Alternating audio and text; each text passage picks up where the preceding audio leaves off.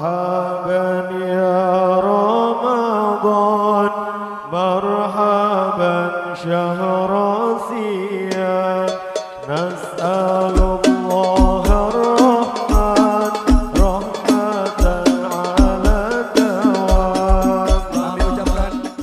Bismillahirrahmanirrahim. Assalamualaikum warahmatullahi wabarakatuh. Alhamdulillahilladzi ja'ala Ramadhana syahra siyam wal qiyam. Unzila fihi al-Qur'an hudan lin-nasi wa bayyinatin minal huda wal furqan. Asyhadu an la ilaha illallah wahdahu la syarikalah wa asyhadu anna Muhammadan abduhu wa rasuluh.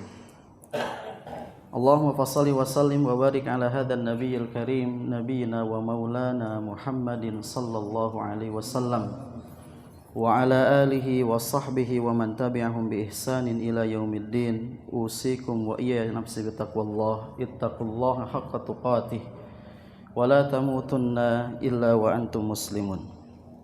Allahumma inna nas'aluka fahman nabiyyin wa hifdzal mursalin wa ilhamal malaikatil muqarrabin. Rabbi zidna ilma warzuqna fahma bi rahmatika ya arhamar rahimin. Allahumma iftah qulubana futuhal arifin as-salihin ar-rasikhin fil ilm. Hadirin ma'asyiral muslimin, jamaah salat subuh, shaimin shaimat yang dirahmati Allah Subhanahu wa taala. Bersyukur kita kepada Allah pada pagi hari ini di hari yang keberapa Pak? 9 di bulan suci Ramadan, tidak terasa. Alhamdulillah kita masih bisa menjalankan seluruh rangkaian ibadah, mengisi bulan ini dengan aktivitas-aktivitas ibadah baik yang wajib ataupun yang sunnah, dengan harapan bahwa tujuan daripada ibadah puasa yaitu menjadikan kita orang-orang yang bertakwa itu dapat kita capai. Tentunya juga sembari kita berharap dengan melakukan puasa di siang hari dan juga sholat tarawih di malam hari, di antaranya Allah mengampuni segala dosa dan kesalahan yang telah kita lakukan. Salawat dan salam tidak lupa kita aturkan kepada baginda Rasulullah Muhammad SAW, pada keluarganya, para sahabatnya, para tabi'in tabi'in, dan kepada umatnya yang senantiasa istiqomah selalu di dalam sunnah-sunnahnya. Dan semoga kita semua kelak digolongkan oleh Allah, dimasukkan ke dalam syurganya bersama baginda Nabi kita Muhammad sallallahu alaihi wasallam. Baik, Bapak-Bapak sekalian, saya hanya ingin membaca satu hadis yang pendek pada kesempatan pagi hari ini di dalam kitab Riyad Al-Arba'in, ya. Bisa dilihat hadis nomor ke-12. Hadisnya sangat pendek, ya. Nanti bisa dihafal. Pulang dari sini hafal hadis satu, sama hafal ayat Quran satu, insya Allah. Saya nggak panjang-panjang. Nanti pulang itu yang dibawa. Jadi bukan lucu-lucu gitu. Yang jelas juga saya nggak bisa ngelucu. Baik. Hadis nomor 12. An Abi Hurairah radhiyallahu anhu qala Rasulullah sallallahu alaihi wasallam. Hadis diterima dari Abu Hurairah, semoga Allah meridai kepadanya. Dia berkata, telah bersabda baginda Nabi Muhammad sallallahu alaihi wasallam, min husnil islamil mar'i tarkuhu ma la ya'nihi. Di antara ciri baiknya keislaman seseorang. Jadi orang Islam itu adalah sebuah anugerah yang luar biasa dari Allah, kita jadikan sebagai muslim. Lalu kemudian disebut dalam hadis ini, di antara ciri yang mendasar seorang muslim itu adalah tarkuhu ma la ya'nihi. Dia sanggup meninggalkan segala sesuatu yang tidak ada gunanya. Jadi hafal Pak ya, min husnil islamil mar'i tarkuhu ma la ya'nihi. Hadis hasan rawahu at-Tirmidzi wa ghairi. Hadis riwayat Imam Tirmidzi dan yang lainnya. Ini sesuai dengan firman Allah di dalam Al-Qur'an, ya, di dalam surah Al-Mu'minun ketika kita membaca qad aflahal mu'minun, lalu di ayat yang ketiganya Allah berfirman walladzina hum 'anil lagwi mu'ridun. Ya, walladzina hum 'anil lagwi mu'ridun, dan di antara orang beriman yang paling beruntung qad aflahal mu'minun adalah mereka yang menjauhkan dirinya dari hal yang tidak ada faidahnya, yang tidak ada gunanya. Lalu nanti di ayat 10-nya dan 11-nya Allah sebutkan ulaika humul warithun, itulah mereka yang berhak mewarisi. Apa yang diwarisinya? Allah sebutkan di ayat berikutnya alladzina yarithunal firdausa hum fiha khalidun, adalah mereka berhak mewarisi surga Firdaus, surga yang paling tinggi, ya, dan mereka kekal di dalamnya. Ya, jadi meninggalkan sesuatu yang tidak ada faidahnya, yang tidak ada gunanya, ya, apalagi di bulan puasa, itu salah satunya menyebabkan seseorang mewarisi surga Firdaus. Amin ya. Hadirin ma'asyiral muslimin rahimakumullah, kalau dalam hadis yang sering diangkat di dalam bulan puasa itu ada hadis Rasulullah SAW bersabda, "Malam yada' ya qaula zur wal amal bihi falaisa lillahi hajatun min ayada ta'am wa syarab." Barang siapa yang tidak meninggalkan ucapan-ucapan yang zur, ya, walaupun para ulama mengartikan zur itu adalah ucapan-ucapan yang bersifat konotasinya kepada pelecehan, ya, misalkan ya cabul atau seterusnya gitu, atau hal-hal yang memang ucapan yang tidak ada gunanya juga, ya, dan malah melakukannya, maka Allah tidak butuh orang itu meninggalkan lapar dan dahaganya. Nah, salah satunya itu. Nah, min husnil islamil mar'i tarku ma la ya'nihi ay ma la yuhimmahu min amrid din wad dunya minal aqwal wal af'al, adalah segala sesuatu yang tidak penting. Ya, dia tinggalkan segala sesuatu yang tidak penting dari urusan agama, urusan dunia, baik perkataan-perkataan ataupun perbuatan-perbuatan. Ya. Jadi seorang muslim yang baik itu menurut hadis ini meninggalkan sesuatu yang tidak ada pentingnya dalam urusan agama. Ya, misalkan dari perbuatan, dari perkataan, baik urusan dunia ataupun urusan akhirat. Begitu. Misalkan dia puasa dari pagi tapi ngabuburitnya misalkan nonton TV dari pagi sampai sore, gitu ya, atau main karambol misalkan, atau main kartu supaya nunggu maghrib, ya. Ini sesuatu yang tidak ada gunanya, sesuatu yang tidak ada faidahnya.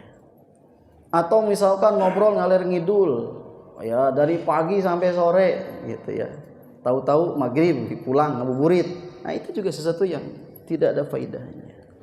Jadi meninggalkan sesuatu yang tidak ada faidahnya adalah bagian daripada baiknya keislaman seseorang.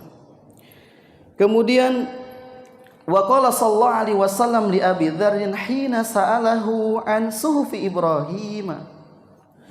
Nabi pernah bertanya, ya, atau Nabi pernah menerangkan sesuatu kepada sahabatnya Abu Dzar ketika beliau bertanya kepada Nabi tentang isi suhuf Ibrahim. Kalau kita salat witir di dalam surat Al-A'la itu Allah berfirman suhufi Ibrahim wa Musa. Lalu sahabat Abu Dzar bertanya kepada Rasul tentang apa isi daripada suhuf Ibrahim dan Musa itu. Lalu Nabi menyebutkan kanat amsalan kullaha, seluruhnya menjadi tipologi, sesuatu yang bisa dicontoh, kata Nabi. Ya. Apa kata beliau? Yang pertama, ayyuhal sultanul magrur, wahai para pemimpin yang zalim, ya, wahai para pemimpin yang diktator, gitu ya. Kata Nabi, inni lam ab'atsuka litajmil amwal, Aku tidak mengutus kepadamu untuk mengumpulkan harta. Jadi seorang pemimpin kalau lihat kata Nabi di sini bisa melalaikan daripada tugasnya, ya, menjadi seorang pemimpin yang adil, yang amanah dan seterusnya kalau dia disibukkan hanya sekedar mengumpulkan kekayaan. Gitu ya. Kemudian walakin ba'atsuka litarudda anni da'watul mazlum. Litarudda anni da'watul mazlum. Tetapi aku diutus kepadamu supaya kamu bisa untuk menepis, menghalau doanya orang-orang zalim. Jadi punya jabatan itu rentan didoakan tidak baik. Gitu ya. Rentan didoakan tidak baik. Bahasa orang sekarang disumpahin. Gitu ya, disumpahin.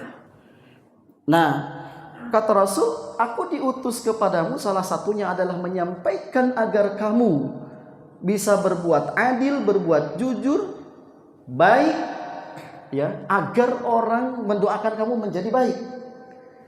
Tapi kata Rasulullah SAW, aku tidak bisa kemudian menepis atau menghalau doanya orang-orang yang terzalimi daripada bahasanya misalkan yang orang yang terpimpin atau rakyatmu begitu. Ya. Fa inilah arduha, dan aku tidak bisa menepisnya walau kanat min kafir, walaupun doa itu disampaikan oleh orang kafir.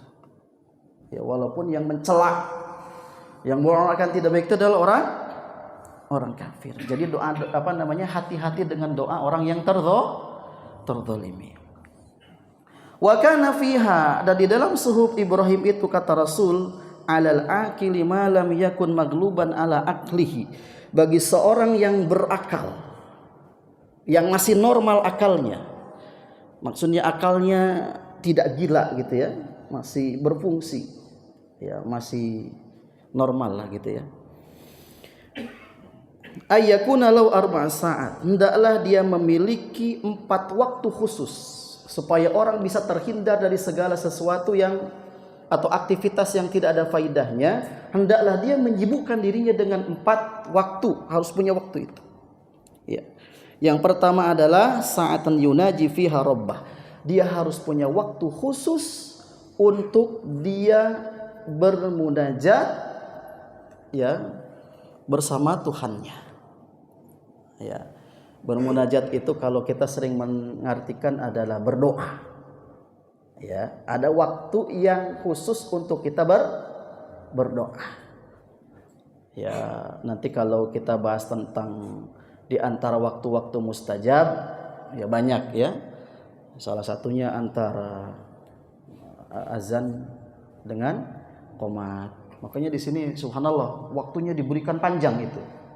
Ya.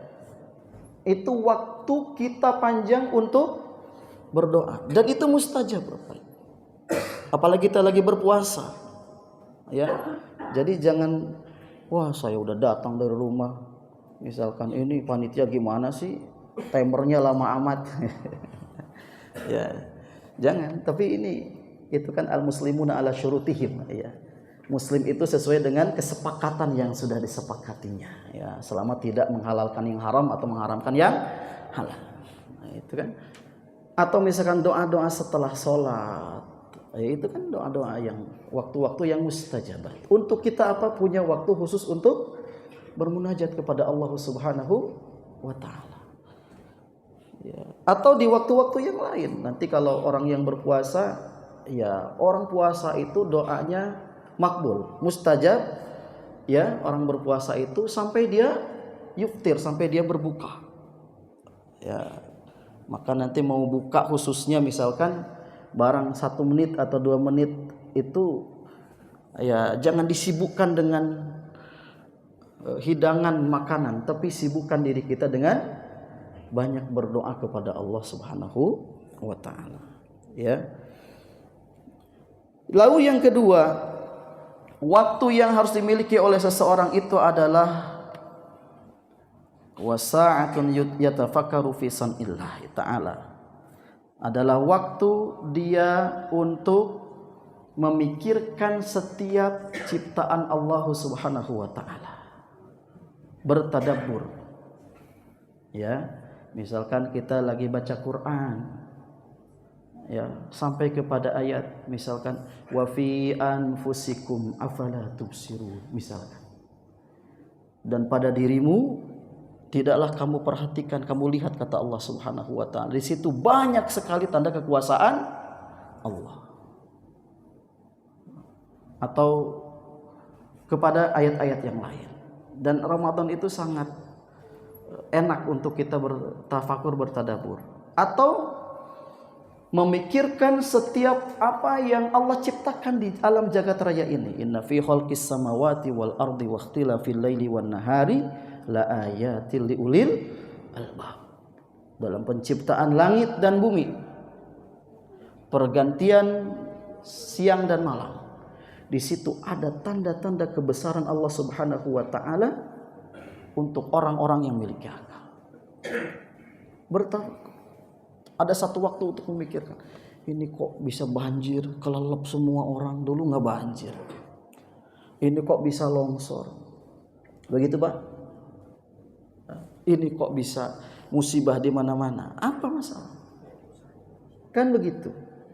Sehingga timbul kepada satu kesimpulan, ya, ma asaba min musibatin fil ardi wala fi anfusikum illa fi kitabim min qabli an nabra'aha. Satu, semua apa yang terjadi di atas muka bumi itu, baik yang di alamnya ataupun yang pada diri kita, sesuatu yang sudah ditentukan oleh Allah jauh-jauh hari. Atau dalam kalimat yang lain, fabima kasabat aidikum, disebabkan dosa yang kamu kerjakan.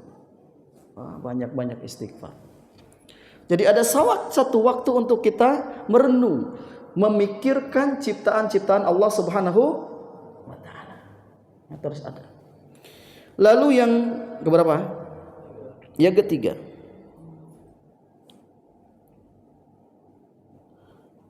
Adalah wasa'atun atau wasa'atan, bisa kalau dibacanya yatakallamu ayyuhadditsu fiha nafsah. Ada satu waktu untuk dia berbicara dengan dirinya sendiri. Bukan maksudnya ngomong. Maksudnya apa? Bermuhasabah. Ya, evaluasi. Begitu? Makanya kita lihat misalkan hadis Rasulullah SAW menyebutkan ada beberapa hal yang perlu kita evaluasi. Kata baginda Nabi dalam hadis, lan tazula qadama 'abdin yaumal qiyamati hatta yus'ala an arba'in. Kaki seseorang nanti di hari kiamat itu tidak akan beranjak dari tempat dia berdirinya, ya, sampai dia selesai dengan 4 pertanyaan. Dalam hadis yang lain an khamsin, sampai selesai 5 pertanyaan. Yang pertama, an umrihi fi ma'abnahu, mengenai umurnya untuk apa dia habiskan. Kita renung, tanya diri kita. Ya, nggak kerasa. Saya dulu kesini masih bujangan, sekarang saya sudah punya anak 3, Pak. Di masjid sini. Nggak kerasa. Itulah hidup. Ini udah Ramadan lagi, ini udah hari ke-9, sebentar lagi hilang itu. Ya. Jadi umur kita habis untuk apa begitu? Apakah untuk taat kepada Allah? Apakah justru sebaliknya? Ya, mumpung masih di dunia, kita bisa memperbaikinya. Jangan sampai nanti ketika di akhirat sudah tidak ada waktu lagi untuk memperbaikinya. Makanya kalau Rasulullah SAW juga membocorkan tentang jumlah atau umur umatnya, kata baginda Nabi bahwa a'maru ummati ma baina sittina wa sab'in. Umur umatku itu antara berapa? 60 dan 70. Kita bisa bicara pada diri kita. Sekarang umur saya 40. Kalau Allah ngasih 70, berarti tinggal 30. Begitu. Tinggal 30 misalkan. Atau kalau sudah yang 70, wah habis nih Ustaz ini. Ya. Walaupun Nabi menyebutkan bahwa ada yang lebih, jumlahnya nggak banyak.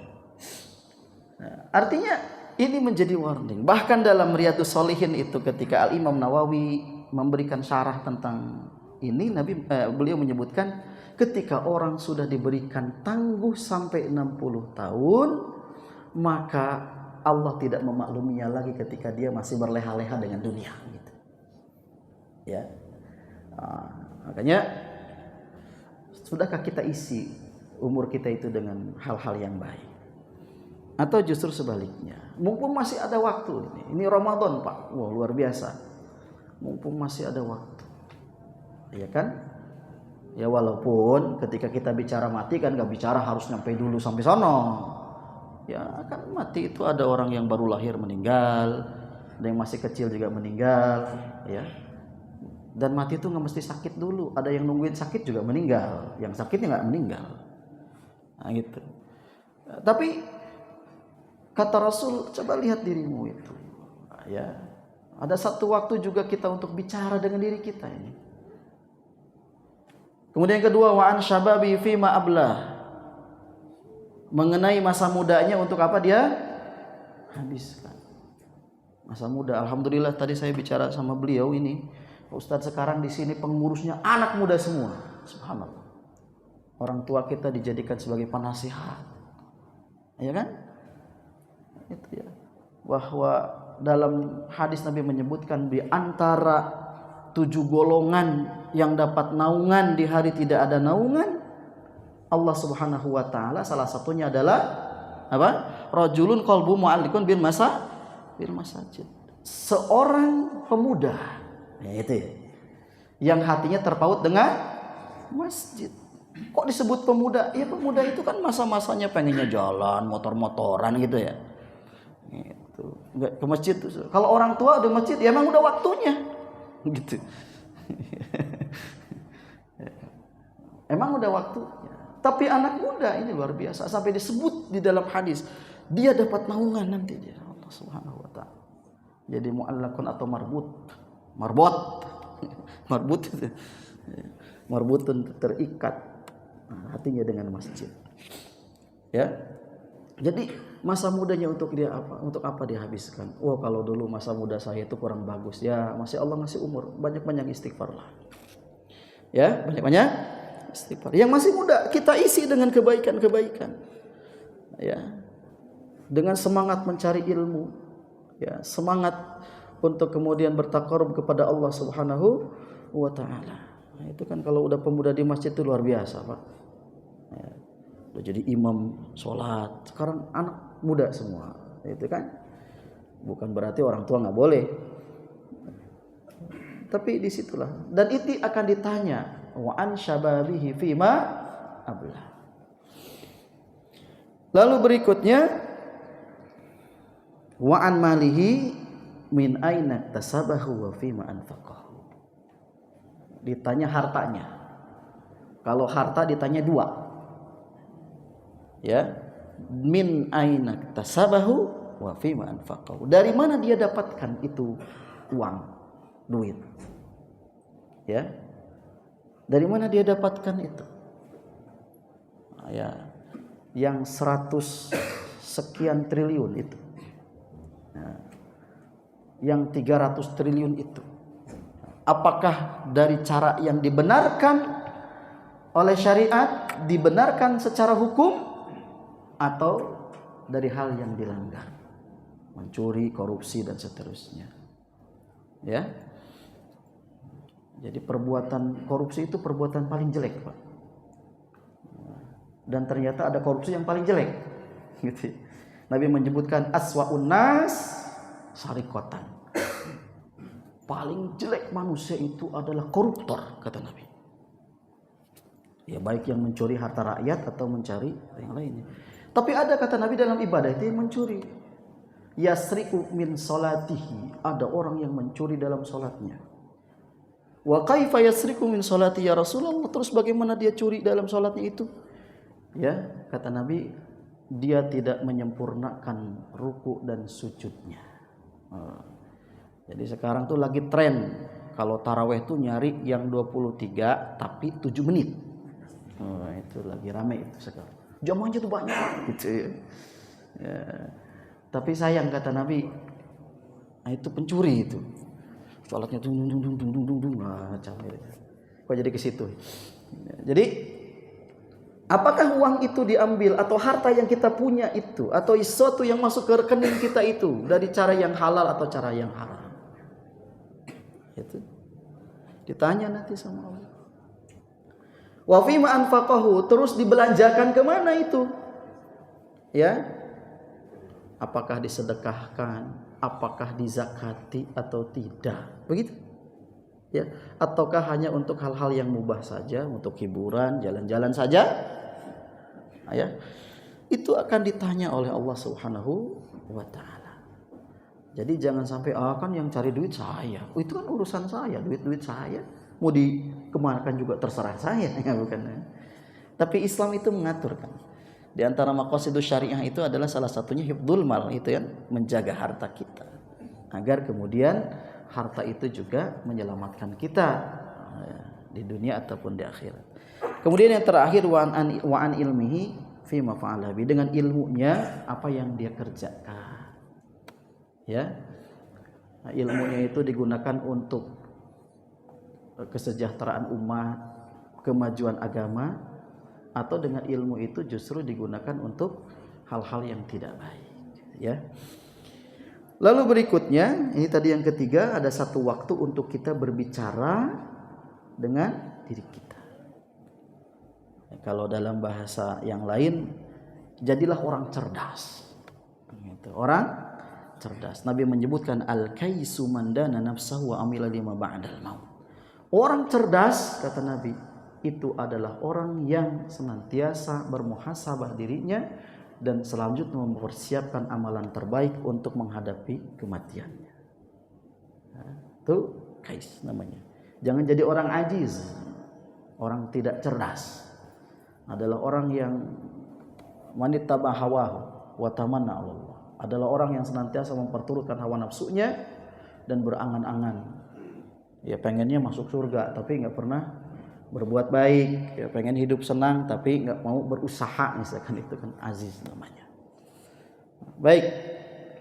Lalu yang keempat, wasa'atan yakhlu bidzil jalali wal ikram, harus punya waktu untuk dia yakhlu, berkhalwat, berduaan bersama Allah yang Maha Agung, yang Maha Mulia. Ya. Kalau dalam surah Saba itu ayat 46 kalau enggak salah, Allah berfirman, qul innama a'idzukum biwahidah antakumu lillahi masna wa furada tsumma tatafakkaru. Aku hanya memberikan kamu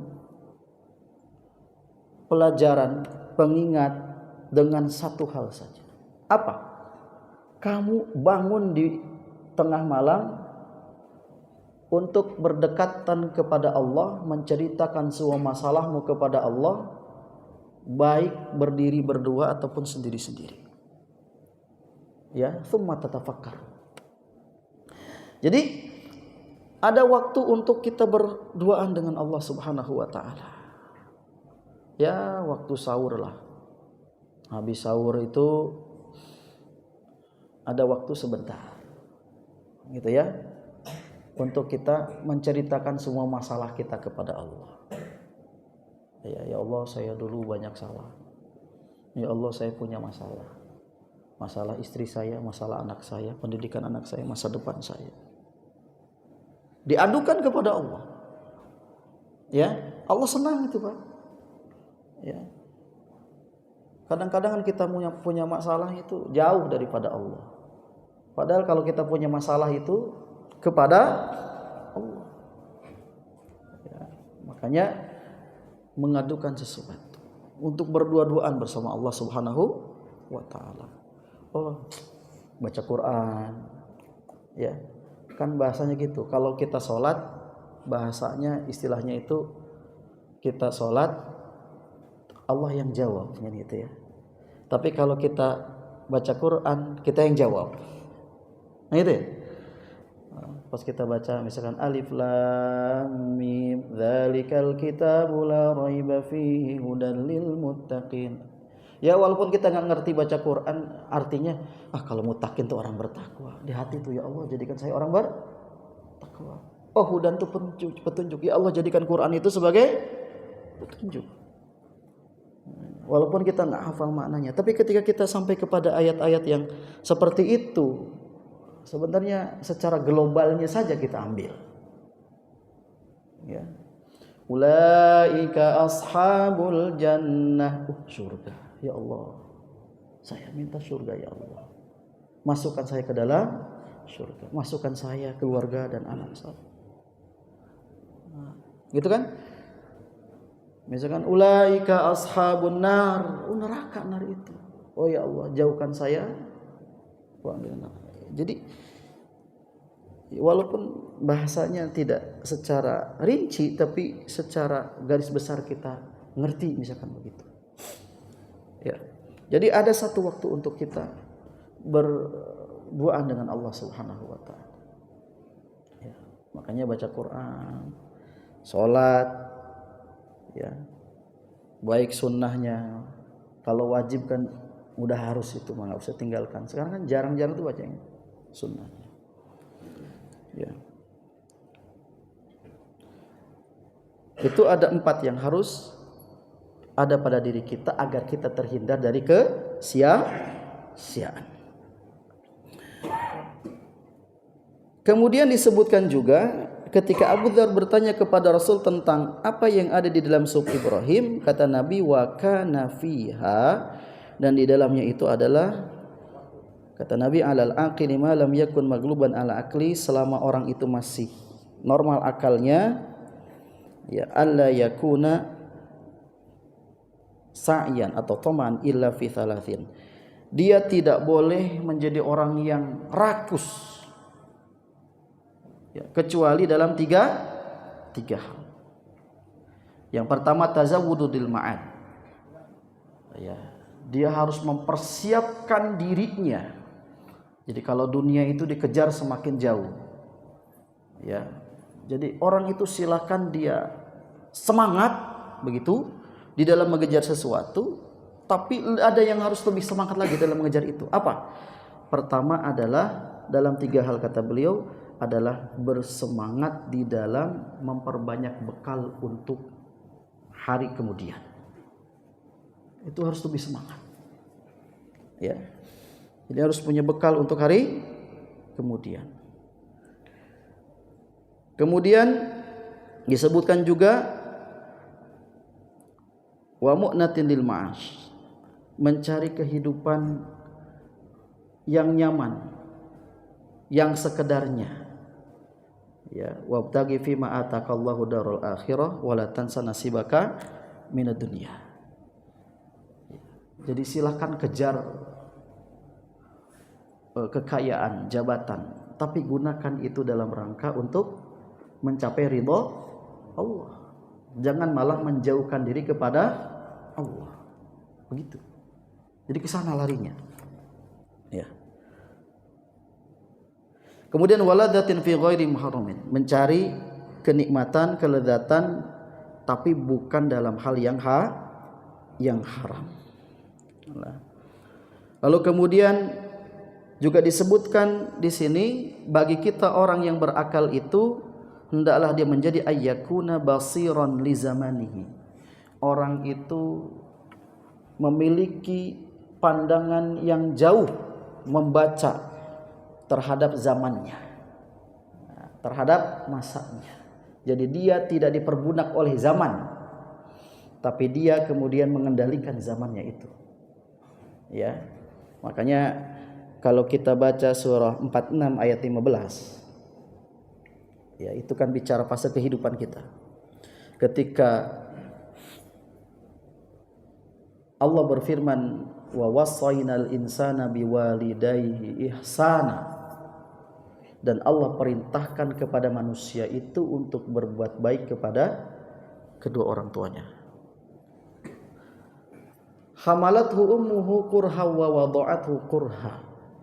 Kenapa? Karena ibunya itu sudah mengandung dan melahirkannya dalam posisi yang teramat susah payah. Wa hamluhu wa fisaluhu 30 syahra. Lalu dia mengasuhnya, menyusuinya sampai 30 bulan. 30 bulan, Pak. Jadi mengandung 9 bulan, menyusui 21 bulan. Ya 2 tahun kurangnya. Hatta idza balagha ashuddahu wa balagha 40 sana, sampai orang itu dewasa, sampai kepada masa 40 tahun. 40 tahun itu kalau kata para ulama, orang gagal di 40 tahun ini gagal. Gitu, Pak.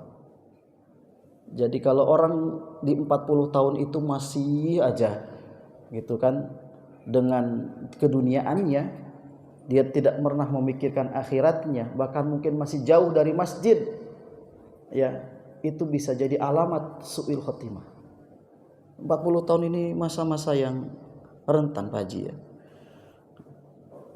Maka di usia itulah dia harus memiliki pandangan yang jauh ke depan. Apa? Di situ disebutkan, Allah menyebutkan doanya, langsung diajarkan. Apa? Qala rabbi auzi'ni an ashkura ni'mataka allati an'amta alayya wa ala walidayya wa an amala salihan tardah wa aslih li fi dzurriyyati inni tubtu ilaika wa inni minal muslimin. Ini doa wajib umur 40 tahun.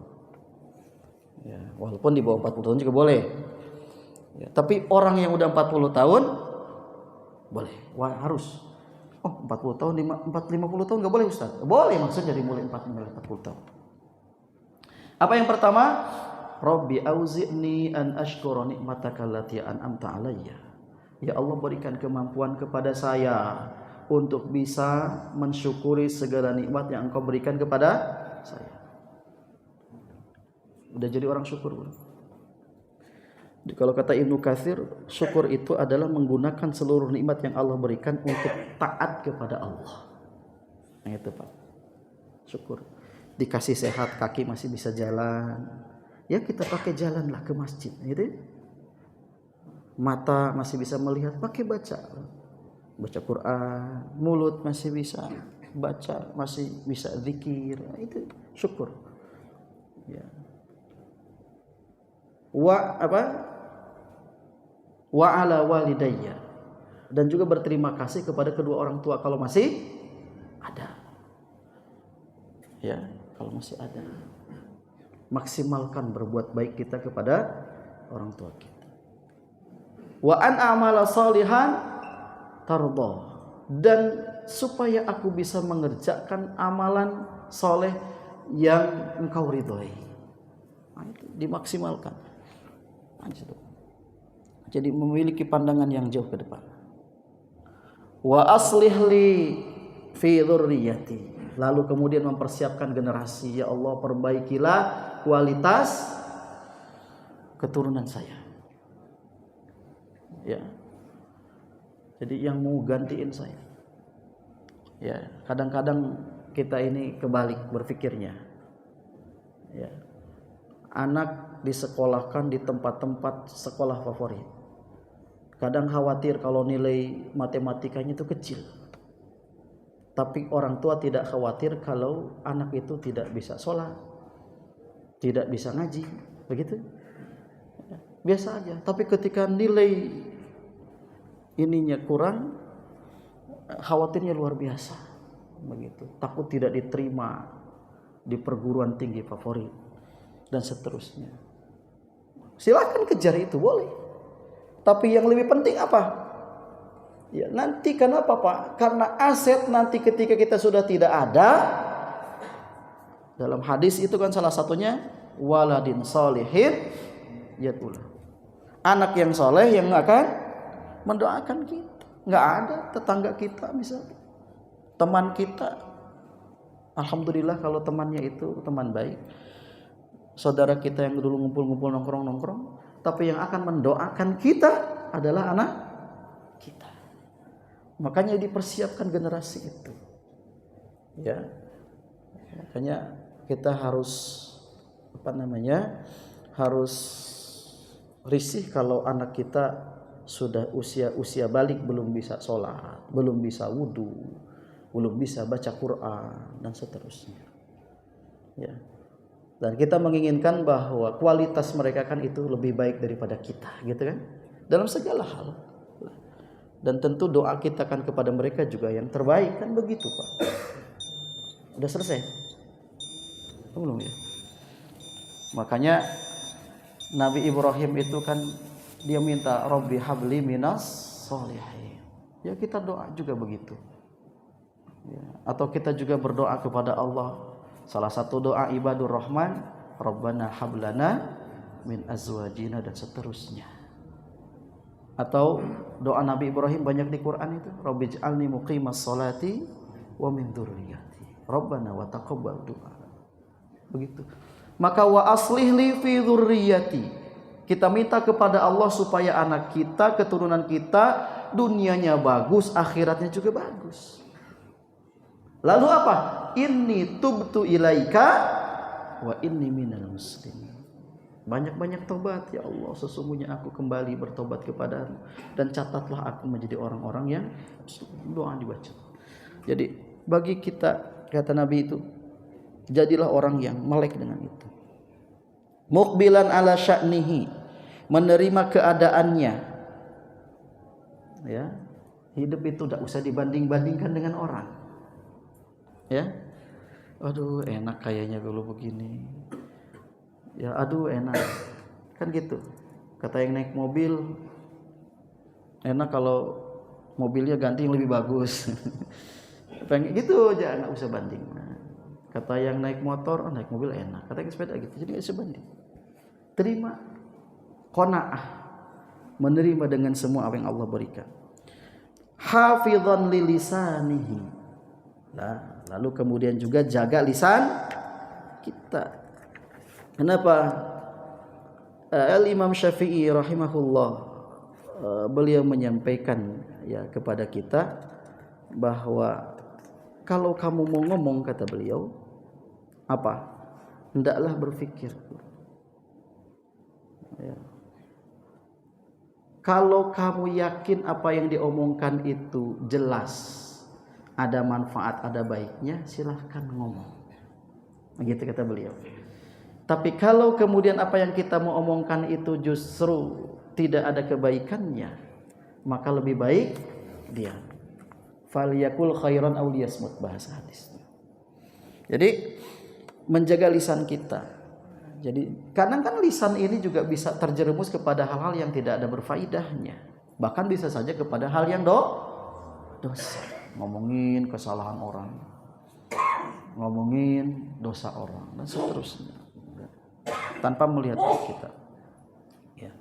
Oleh karena itu sebutkan sedikit berbicara lah, kecuali dalam hal-hal yang memang kita harus bicara. Itu harus berbicara. Lalu kemudian sedikit lagi, Abu Dzar bertanya kepada Rasulullah, "Famakana fi sufi Musa?" Lalu apa yang ada di dalam suf Musa? Nabi menyebutkan kanat ibron kuliah, seluruhnya menjadi pelajaran ibrah. Kana fiha, di dalamnya kata beliau, ajaban liman aikona bin nar kaifa huwa yadhak. Saya takjub, heran kata Nabi dengan orang-orang yang yakin ada neraka, tapi hidup di dunianya banyak ketawa ketiwi. Banyak ketawa ketiwi, maksudnya banyak main, enggak pernah. Kalau dia yakin dengan neraka, harusnya dia banyak menangis. Ya, banyak menangis. Kan fasilitas ketawa ketiwi itu sekarang luar biasa banyak. Ya, dari mulai acara buka sampai sahur ketawa semua. Jadi difasilitasi. Kata Nabi, heran dengan orang-orang yang dia yakin apa? Dengan tahu ada neraka, tapi dia malah banyak ketawa. Wa ajaban liman aikona bil maut kaifa huwa yafrah. Saya juga heran dengan orang-orang yang yakin dengan kematian tapi dia masih berleha-leha, bersenang-senang, tidak mempersiapkan untuk kematian. Kemudian saya pun heran dengan orang-orang yang melihat dunia tapi justru dia terjerumus ke dalamnya, merasa nyaman di dalamnya. Wa ajaban liman aikona bil qadri tsumma huwa yaqbab. Yakin, heran dengan orang-orang yang yakin adanya qadar, tapi justru dia marah dengan itu, enggak terima. Banyak yang orang yang tidak beriman dengan itu. Kemudian wa ajaban liman aikona bil hisab ghadan wa huwa la ya'mal. Saya juga heran dengan orang yang mengetahui akan ada hisab, pertanggungjawaban di hadapan Allah kelak besok di akhirat, tapi dia tidak mau beramal untuknya. Inilah yang kemudian disampaikan, qad aflaha man tazakka wa dzakaras ma rabbih fasalla bal tu'thirunal hayatad dunya wal akhiratu khairu wa abqa. Inna hadza la fi suhufil ula suhufi Ibrahim wa Musa. Sungguh sangat beruntung orang yang mensucikan dirinya dan berzikir menyebut nama Tuhannya lalu kemudian mendirikan salat. Tapi sayang orang-orang kafir lebih mengutamakan kesenangan dunia, padahal akhirat lebih baik dan lebih kekal. Inna hadza la fi suhufil ula suhufi Ibrahim wa Musa. Itu semua ada di dalam suhuf, catatan-catatan kitab yang terdahulu, yaitu dalam suhuf Ibrahim dan Musa. Hadirin ma'asyiral muslimin rahimakumullah. Lalu Nabi menyebutkan usika bitaqwallah. Saya wasiatkan kepadamu untuk senantiasa bertakwa kepada Allah, karena itu adalah pangkal setiap urusan. Dan kemudian alaika bitilawatil Quran, hendaklah kamu memperbanyak membaca Al-Quran. Wadhkurillah katsira fil ard. Ketika kamu masih hidup di atas muka bumi ini, banyak-banyaklah zikir, ingat kepada Allah, ya. Karena dengan kamu ingat kepada Allah di atas muka bumi, maka yang di atas langit pun akan menyebut namamu. Wa fillah rahimakumullah. Ini di antara pelajaran hadis yang sangat pendek tadi. Insyaallah hafal Pak ya. Min husnil islamil mar'i tarkuhu ma la ya'nihi. Ya, dan sebagai sebuah penjabaran dari firman Allah, walladzina hum 'anil lagwi mu'ridun. Dan semoga kita semua dengan menyibukkan dengan hal-hal yang baik, hal-hal yang bermanfaat khususnya di bulan Ramadan ini, ya, dikategorikan orang-orang yang berhak mewarisi surga firdausnya Allah Subhanahu wa taala. Ini bisa sampaikan, mohon maaf atas segala kekurangannya. Saya kembalikan kepada Ustaz. Tafadhal.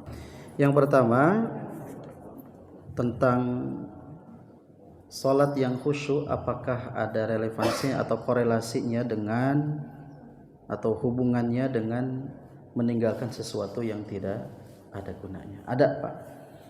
Karena salah satu di antara indikasi salat yang bagus, kalau kita baca surah Al-Ankabut ayat 45, innas salata tanha anil fahsya'i wal munkar, bahwa salat itu harus mampu mencegah kepada pelakunya dari perbuatan keji dan mungkar.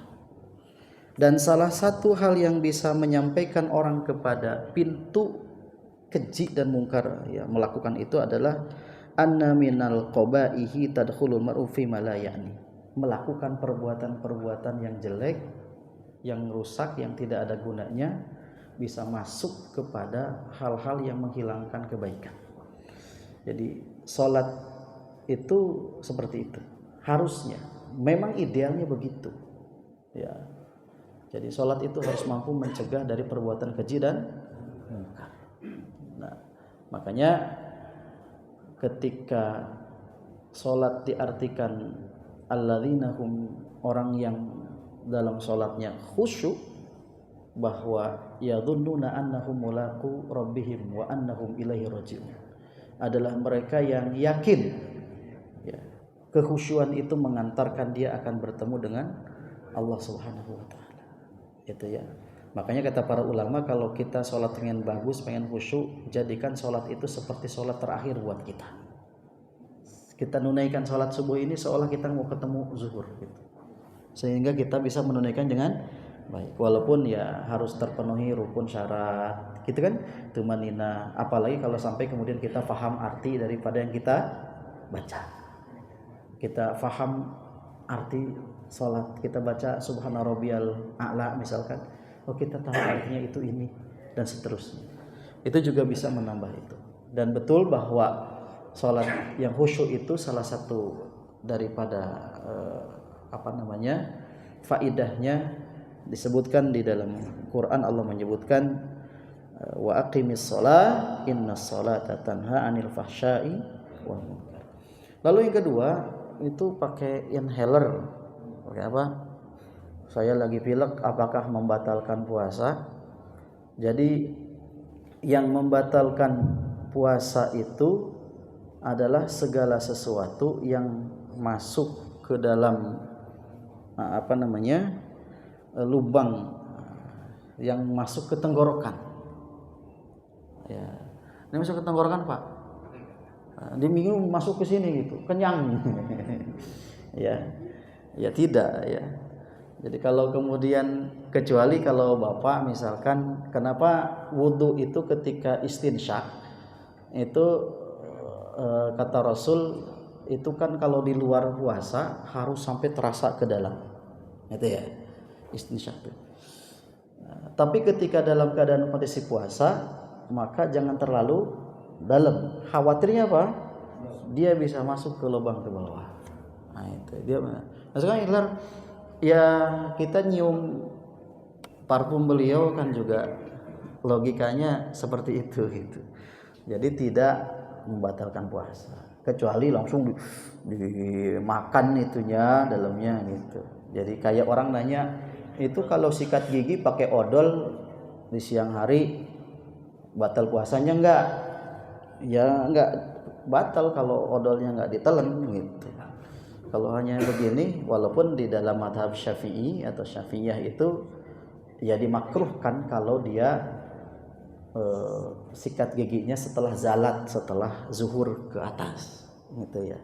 Tapi kalau dalam sikat giginya atau itunya ya para ulama soalnya nggak batalkan puasa ya. Jadi harus berseka, jangan puasa itu, mulut orang berpuasa itu adalah seperti bunga kasturi gitu. Nah ya harus bagus juga, harus ini juga gitu ya. Jadi nggak batal Pak Haji ya, kecuali kalau ditelan itunya.